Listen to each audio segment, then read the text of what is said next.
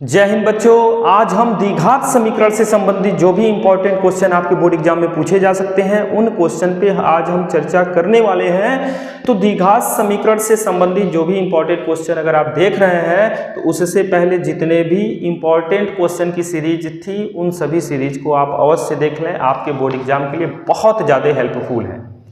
आज हम द्विघात समीकरण से संबंधित जो इंपॉर्टेंट क्वेश्चन पे चर्चा करने जा रहे हैं उसको आप केयरफुली देखिएगा। आज आपका जो टॉपिक है हैशटैग द्विघात समीकरण। द्विघात समीकरण से संबंधित हम इंपॉर्टेंट क्वेश्चन पे चर्चा करने वाले हैं। तो हैशटैग क्या हो गया? द्विघात समीकरण, ठीक है ना। अब देखिएगा हैशटैग द्विघात समीकरण में हम कुछ क्वेश्चन आपके सामने लेके आएंगे, कम से कम 5 तो लेके आएंगे ही, जैसा कि दो चर वाले रैखिक समीकरण में लेके आए थे। अब द्विघात समीकरण के संबंधित कुछ चीजें आपको मैं बताना चाहता हूं जो आप इधर ध्यान दीजिएगा। पहली बात, द्विघात समीकरण होता है ax square plus bx plus c बराबर 0 के रूप का, जहां पर x आपका एक चर होता है और चर पे जो घात होनी चाहिए वो आपकी कितनी होनी चाहिए? 2 होनी चाहिए, तभी जाके आपका ये द्विघात समीकरण बनेगा। दूसरी बात, a b c जो होता है वो आपका अचर होता है और अचर की वैल्यू आपको पता है क्या होती है? 0 1 2 3 डैश डैश डैश इनफाइनाइट तक। मीन्स यह संख्या आपकी क्या होती है? पॉजिटिव भी हो सकती है, ठीक है ना, मतलब -1 -2 -3 डैश डैश डैश और निगेटिव भी हो सकती है। अचर मतलब संख्या कौन सी? पूर्णांक होनी चाहिए। प्लस भी हो सकती है और माइनस भी हो सकती है, क्योंकि आपको पता है कि एक्स स्क्वायर का जो गुणांक होता है वो आपका प्लस भी हो सकता है और माइनस भी हो सकता है। तो कुछ चीजें और देख लीजिए। जब द्विघात समीकरण की बात होती है तो यहां पर जो रिजल्ट आता है उसको मूल बोलते हैं। क्या बोलते हैं? मूल। और आपको पता है जब हमने बहुपद पढ़ाया था तो बहुपद में जो आप शून्यक निकालते हैं, तो शून्यक जब निकालते हैं तो वही द्विघात बहुपद का जो रिजल्ट होता है वो शून्यक कहलाता है और द्विघात समीकरण का जो रिजल्ट होता है वो मूल कहलाता है। और मूल और शून्यक दोनों इक्वल होते हैं, एक जैसे होते हैं। मूल कितने होते हैं? 2। कौन से होते हैं? 2, जिसको हम नॉर्मली फॉर्मूले में, जैसे इस फॉर्मूले में ax square plus bx plus c में हम अल्फा और बीटा से डिनोट करते हैं। 2 चीज याद रखना है, मूलों का योगफल, मूलों का योगफल जिसको हम क्या बोलते हैं? Alpha plus beta is equal to होता है माइनस का b अपॉन a, फॉर्मूला के अकॉर्डिंग। और एक होता है मूलों का गुणनफल, मूलों का गुणनफल, और मूलों का गुणनफल means alpha into beta is equal to होता है c अपॉन a। ये छोटी छोटी पॉइंट्स दो है जो मैं साइड में लिखा हूं, ये आपके लिए बहुत ज़्यादा हेल्पफुल होने वाला है। तो चलिए क्वेश्चन स्टार्ट करते हैं। पहला क्वेश्चन हम एक इस प्रकार का क्वेश्चन लेके आए हैं कि इसमें आपसे सीधे सीधे बस यही पूछ रहा है कि बताइए क्या यह द्विघात समीकरण है कि नहीं। तो हम ऐसे क्वेश्चन को लेके आए हैं जिसमें लगे कि यह द्विघात समीकरण है ही नहीं। क्यों ऐसा क्वेश्चन उठाए हैं? ताकि आपको लगे कि क्वेश्चंस को कैसे सॉल्व करना है, ठीक है ना। तो चलिए देखते हैं। एक क्वेश्चन मैं जो आपके सामने लेके आ रहा हूं, चलिए अब हम क्वेश्चन देखते हैं। पहला क्वेश्चन लिखा है x प्लस 2 के पावर क्यूब, एक क्वेश्चन हमने उठाया है, इज इक्वल टू 2x और x स्क्वायर माइनस 1 कह रहा। मतलब इस क्वेश्चन में बोला है कि जांच करना है कि क्या यह द्विघात समीकरण है कि नहीं। एक चीज ध्यान दीजिएगा, अगर प्रश्न में जांच करने के लिए कहता है कि यह द्विघात समीकरण है कि नहीं है तो उस कंडीशन में आपको क्या करना है? सिर्फ एक काम करना है। वो क्या? सिर्फ एक काम करना है, चर जो चर है उसकी घात क्या लानी है? 2। और चर की घात मतलब बहुपद की घात याद आ रहा है कि नहीं? बहुपद की घात चर की अधिकतम घात को, यही चर की अधिकतम घात पे ही ध्यान देना। अगर 2 से अधिक है तो द्विघात समीकरण नहीं है, 2 से है मतलब 2 होना चाहिए। अगर 2 है तो द्विघात समीकरण अधिकतम घात 2 होनी चाहिए। इसको सॉल्व करते हैं तब पता चलेगा। सॉल्व करेंगे तो क्या हो जाएगा? a प्लस बी के घाते 3 का formula, a cube plus b cube 2 का क्यूब 8 प्लस 3ab 3 दूना 6x a plus B x plus 2 is equal to, इसका इसमें गुणा करेंगे तो हो जाएगा 2x क्यूब माइनस इसका गुणा करेंगे तो हो जाएगा 2x। और सॉल्व कीजिए, x cube plus 8 plus 6x² plus 6 दूना 12 बराबर में 2x के घाते 3 माइनस 2x। सबको उधर भेज दीजिए, सबको उधर भेज दीजिए, 8 को इधर छोड़ दीजिए और 12 को इधर छोड़ दीजिए, तो उधर जाएगा तो 2x क्यूब के साथ ये x क्यूब माइनस में, ये उधर जाके माइनस का 6x² और 2x के साथ बस यही बचेगा। आप 12 8 कितना हो गया 20 बराबर में ये हो जाएगा x क्यूब, 2 में से 1 घट गया, माइनस का 6x² माइनस का 2x। अब यहां लिखेंगे अधिकतम घात, किसकी अधिकतम घात, एक शब्द लिख देते हैं चर की, चर की अधिकतम घात कितनी है जी, तो 3 2 यहाँ पे कुछ नहीं है तो 1 है, तो 3 अधिकतम में आएगा ना, और जब 3 आ गया तो लिखेंगे कि द्विघात, लिखेंगे उपरोक्त, उपरोक्त मतलब ऊपर का द्विघात समीकरण नहीं है, बस आंसर। ये चीज जो है ना वो सिर्फ 2 होना चाहिए, 2 है तभी द्विघात समीकरण, 1 है 3 है 4 है तो द्विघात समीकरण नहीं होगा।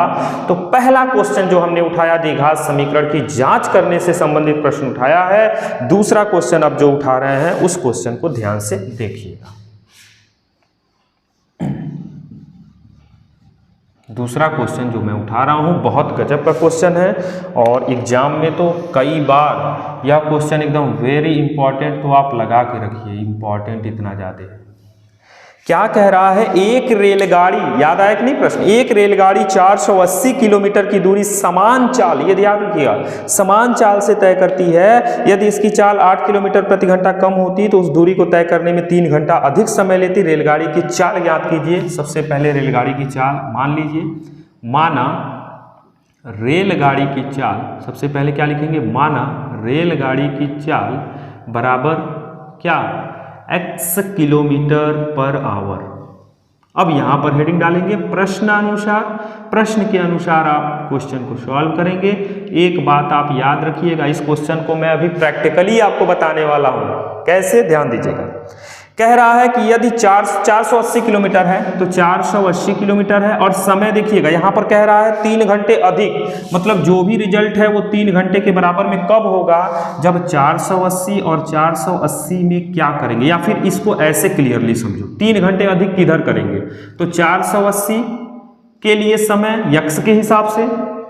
क्यों ऐसा लिखा है, क्योंकि समय जो होता है ना वो क्या होता है, दूरी बटे चाल होता है, दूरी बटे चाल। तो जब 480 किलोमीटर को हम यक्स के हिसाब से, तो समय लगेगा ना, इस समय को अगर हम बराबर कर रहे हैं 480, और जब आप चाल को बढ़ा दे रहे हैं कितना, नहीं कम कर दे रहे हैं, सॉरी कम कर रहे हैं, कितना 8 कम कर दिए, तो 3 घंटा किधर, दोनों को बराबर करना है तो 3 घंटा अधिक किधर करना पड़ेगा, ध्यान से समझिएगा।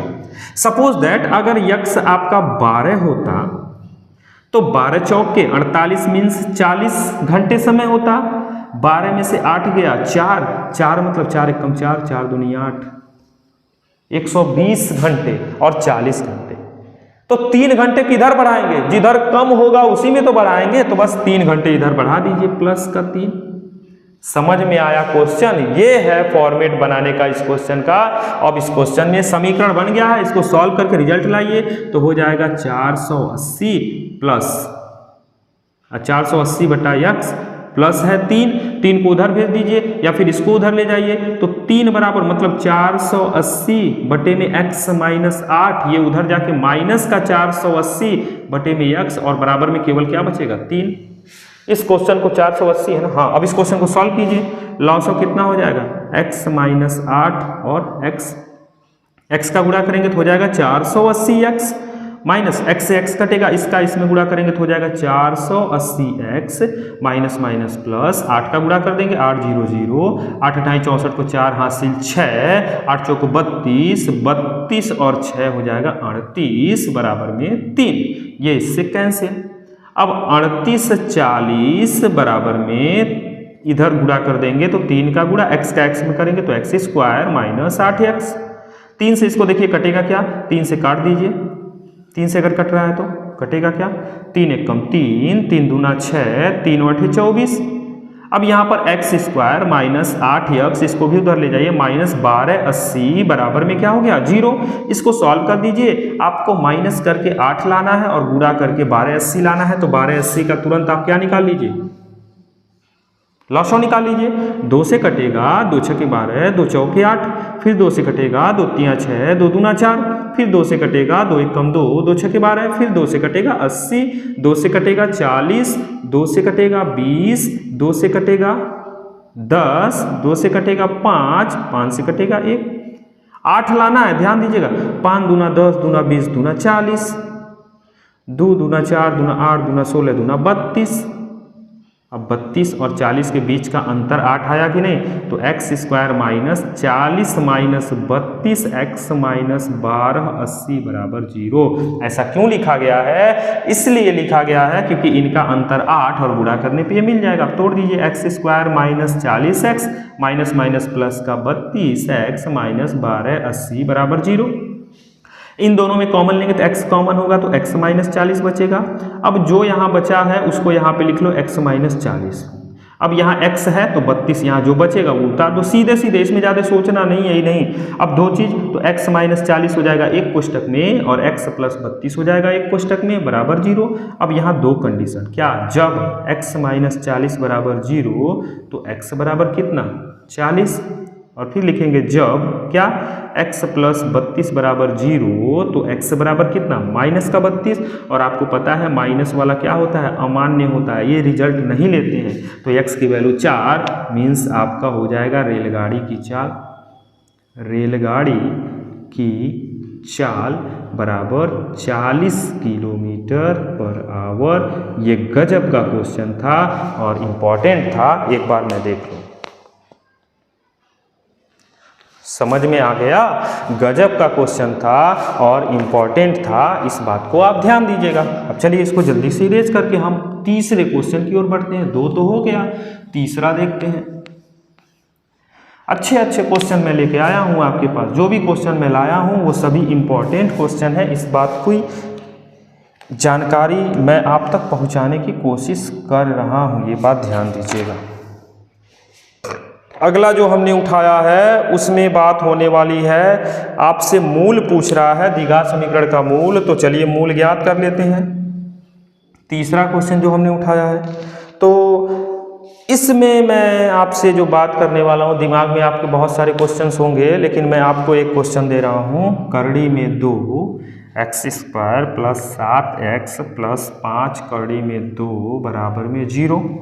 इस क्वेश्चन पे मैं चर्चा करने जा रहा हूँ, या फिर एक क्वेश्चन में इसको न लेके अच्छा क्वेश्चन मैं ले रहा हूँ। 3x स्क्वायर माइनस 2 कड़ी में 6x प्लस 2 बराबर 0।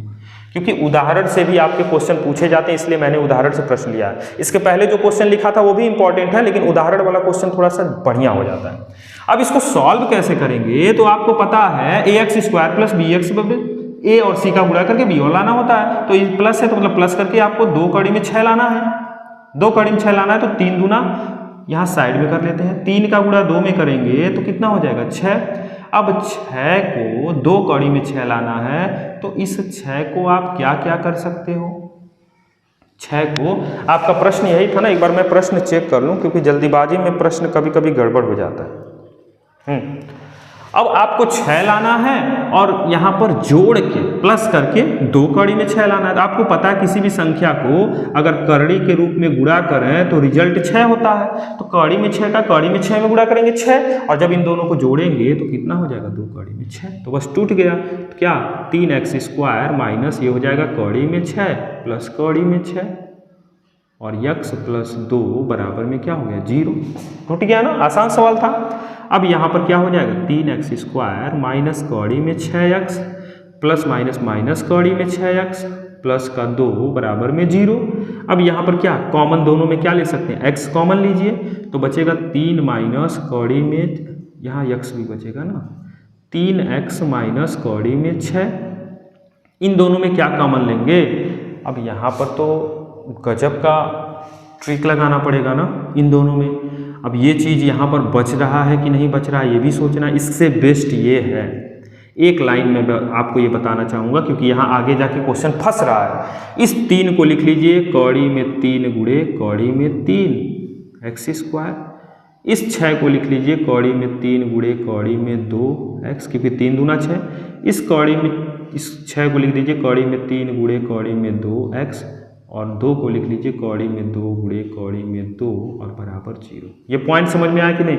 अब कॉमन लेने में आसानी है, कॉमन ले लीजिए कौड़ी में 3x, तो क्या बचेगा कौड़ी में 3x माइनस का कौड़ी में 2 बच गया कि नहीं? कौड़ी में 3 बचेगा, कौड़ी में 3 2 था ना, तो 1 निकल गया, 1 बच गया, x बच गया, ये निकल गया, कौड़ी में 2 बच गया, माइनस का इन दोनों में कौड़ी में 3 लाना, तो कौड़ी में 2 कॉमन ले लीजिए। कौड़ी में 2 कॉमन लेंगे तो कौड़ी में 3 बचेगा और x, और प्लस माइनस माइनस, कौड़ी में 2 निकल गया तो कौड़ी में 2 बचेगा और बराबर में 0। देखिए ये दोनों चीज बराबर आ गया कि नहीं? ये छोटा सा टेक्निक यही मैं बताना चाह रहा हूँ। जो क्वेश्चन अभी लिख के हम इरेज किए थे ना, इसलिए हमने हटाया क्योंकि यह क्वेश्चन उससे गजब का क्वेश्चन था और इसमें कुछ टेक्निक आपको यूज करना है। करड़ी वाला जब क्वेश्चन आएगा तो आपको मूल ऐसे ही ज्ञात करना है, इस बात को आप ध्यान दीजिएगा। अब आप कॉमन फटाफट ले लीजिए, करड़ी में 3x माइनस कौड़ी में 2 एक कोष्टक में, और कौड़ी में 3x माइनस कौड़ी में 2 हो जाएगा दूसरे कोष्टक में। तो लिख देंगे जब, क्या लिखेंगे? जब करड़ी में 3x माइनस कौड़ी में 2 बराबर 0, तो x बराबर कौड़ी में 2 बटा कौड़ी में 3, और जब फिर से वही कौड़ी में 3x माइनस कौड़ी में 2 बराबर 0, तो x बराबर कौड़ी में 2 बटा कौड़ी में 3, और यहाँ पर जो मूल आ रहे हैं वो मूल आपके क्या आ रहे हैं? समान आ रहे हैं। आगे चल के अभी हम इसके गुणों के बारे में चर्चा करें, मूल कैसे आने वाले हैं? समान, और यही आपका रिजल्ट हो जाएगा आंसर। तो ये था जी आपका तीसरा नंबर का क्वेश्चन, जो कि एक अच्छे लेवल का क्वेश्चन था। अब आगे हम क्वेश्चन को बढ़ते हैं और आगे देखते हैं किस क्वेश्चन पे हम चर्चा कर सकते हैं। तो मैं आपके लिए एक और क्वेश्चन लेके आया हूं जो इंपॉर्टेंट है। देखते हैं question number 4। Question number 4, total 5 question पे चर्चा करेंगे। क्वेश्चन नंबर 4, फिर उसके बाद एक क्वेश्चन, फिर उसके बाद यह लेक्चर भी एंड, फिर उसके बाद आपका क्या क्या बचेगा? समांतर श्रेणी, समांतर श्रेणी, वृत्त और वृत्त का क्षेत्रफल, पृष्ठीय क्षेत्रफल और सांख्यिकी प्रायिकता। तो 2-3 लेक्चर में हम खत्म करें, मतलब 26 की नाइट तक आपका एंड हो जाएगा। 27 को फर्स्ट क्लास पेपर जाके दे दीजिए। आप चिंतित ना हो, मैं सारे चैप्टर पे फोकस कर रहा हूं। क्वेश्चन नंबर 4 जो हमने उठाया है, कह रहा है 2 क्रमागत धनात्मक पूर्णांक, 2 क्रमागत धनात्मक पूर्णांक है, मीन्स मान लीजिए पहला, माना पहला धनात्मक पूर्णांक, पहला धनात्मक पूर्णांक कभी भी आपसे पूछता है तो आप यक्ष को मानेंगे, और दूसरा क्या हो जाएगा? लिखेंगे दूसरा धनात्मक पूर्णांक, दूसरा धनात्मक पूर्णांक बराबर आपका क्या हो जाएगा? एक जुड़ जाता है ना, x + 1। अब आपके पास क्या हो जाएगा? प्रश्नानुसार एक चीज मैं आपको और नोटिस करना चाहूंगा, 1 मिनट में आपको बता दूं कि अगर 2 क्रमागत सम संख्या आता है तो पहला जो है वो x + 2 लीजिएगा और दूसरा x + 4 लीजिएगा। अगर विषम संख्या आता है तो पहला आप x + 1 मानिएगा, दूसरा आप x + 3 मानिए। इस तरह से आप क्वेश्चन को मान के सॉल्व कीजिएगा, ये बात ध्यान दीजिए। और आपसे अगर कुछ नहीं बोलता है, सम विषम की बात नहीं करता है, तो आप डायरेक्टली इस तरह से इस क्वेश्चन को सॉल्व कर सकते हैं, क्योंकि उदाहरण में सम और विषम से संबंधित क्वेश्चन नहीं दिया है। तो अच्छा क्वेश्चन है ये, ठीक है, सॉल्व कर देते हैं इसको। क्या क्या बोला है? 2 संख्याएं ज्ञात कीजिए, क्रमागत योगफल, इनके वर्गों का योग 365 है। x का वर्ग और x + 1 का वर्ग कितना है? 365। ये भी आपका एक इंपॉर्टेंट क्वेश्चन है।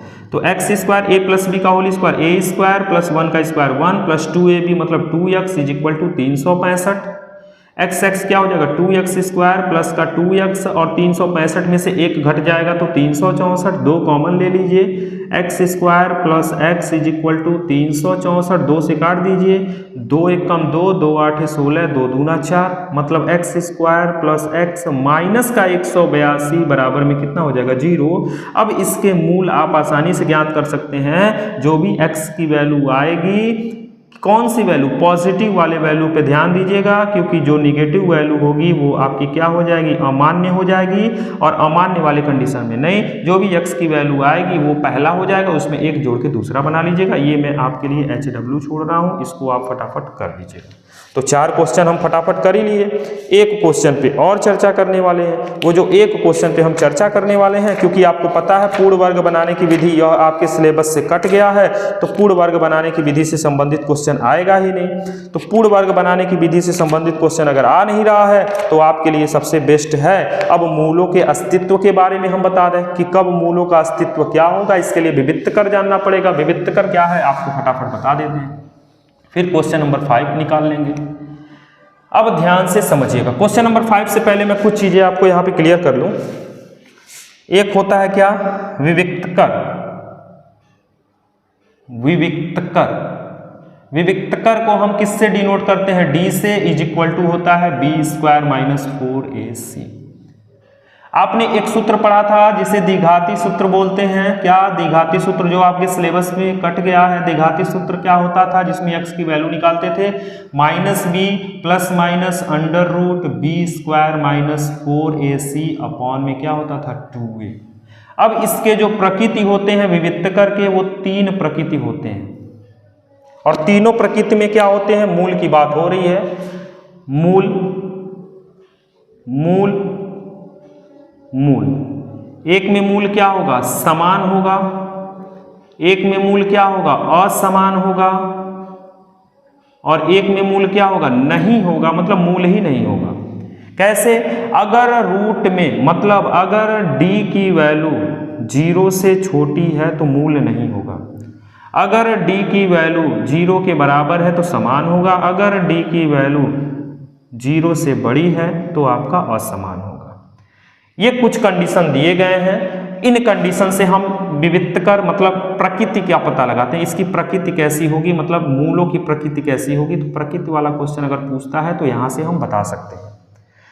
अब यहां पर ध्यान दीजिएगा, विविक्तकर निकालने के लिए कुछ क्वेश्चंस होते हैं, लेकिन मैं इसमें एक क्वेश्चन आपसे लेके आया हूं। एक क्वेश्चन मैं आपसे सिर्फ कहूंगा, क्वेश्चन नंबर 5 में जो k की वैल्यू पूछने वाला प्रश्न होता है बहुत गजब का होता है। और इसमें क्या बोलता है कि दोनों, मतलब 2 मूल बराबर हो। k का ऐसा मान ज्ञात कीजिए 2 मूल बराबर हो। पहला मैं बता दे रहा हूं और दूसरा आप लोग कर लीजिएगा।